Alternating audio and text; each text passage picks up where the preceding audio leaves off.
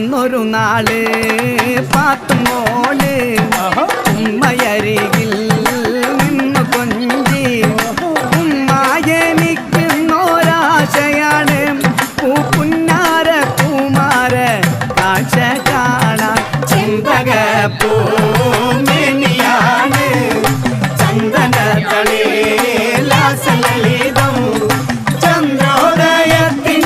കാന്തിയാണ് അവൾ ചാരുറ്റ താരുണ്യ